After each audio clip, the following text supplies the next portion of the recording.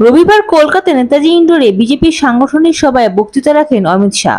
Operation সিঁদুর থেকে শুরু করে বাংলাদেশি অনুপ্রবেশ এবং আগামী নির্বাচন নিয়ে বার্তা দিলেন তিনি। ওই জনসভা থেকে অমিত শাহ রাজ্য সরকার তথা মুখ্যমন্ত্রী মমতা বন্দ্যোপাধ্যায়কে বাংলাদেশ থেকে অনুপ্রবেশ নিয়ে সরাসরি দায়ী করেন। आप जानबूझकर बॉर्डर पर भूमि नहीं देते हो क्योंकि घुसपैठ चलती रहे, आपकी वोट बैंक बढ़ती रहे और आपके बाद आपका भतीजा भी मुख्यमंत्री बनता रहे। भाइयों बहनों, ये होने वाला नहीं। এই মন্তব্যের পরিপ্রেক্ষিতে তৃণমূল কংগ্রেসের রাজ্য সাধারণ সম্পাদক কুণাল ঘোষ স্বরাষ্ট্রমন্ত্রী অমিত শাহকে চ্যালেঞ্জ ছুড়ে বলেন, মমতা ব্যানার্জি রাজ্যের মুখ্যমন্ত্রী ছিলেন, আছেন এবং থাকবেন। ওনার অবর্তমানকালে রাজ্যের মুখ্যমন্ত্রী অভিষেক বন্দ্যোপাধ্যায় হবে। আপনি যতই চেষ্টা করুন তা ঠেকাতে পারবেন না। অমিত শাহ, আপনি কাল যে কথাগুলো বলে গেছেন, আপনার দল গোষ্ঠীবাজিতে দীর্ণ, আপনার দল বাংলার শত্রু, বাংলার মানুষের কাছে প্রত্যাখ্যাত, আপনার দলের এখানে কোনো জনভিত্তি নেই, সংগঠন নেই। কেন এই কথাগুলো বলছেন?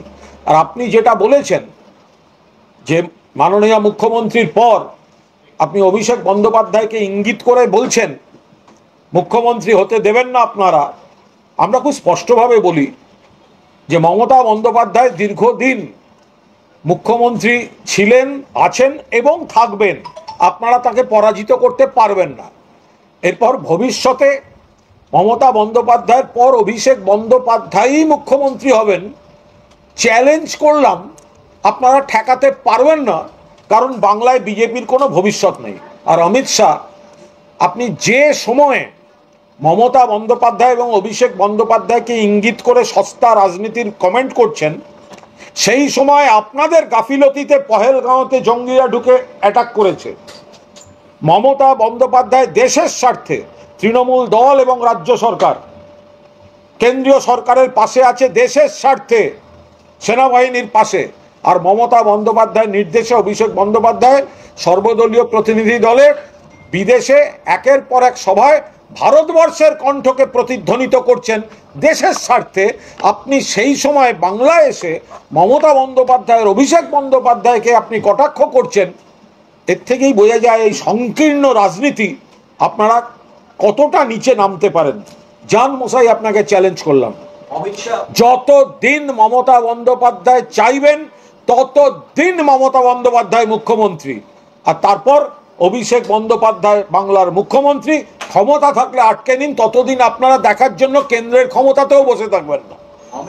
অমিত শাহ যা বার্তা দিয়েছেন তাতে উদ্বুদ্ধ হয়ে বহু লোক মোবাইল হারিয়েছে।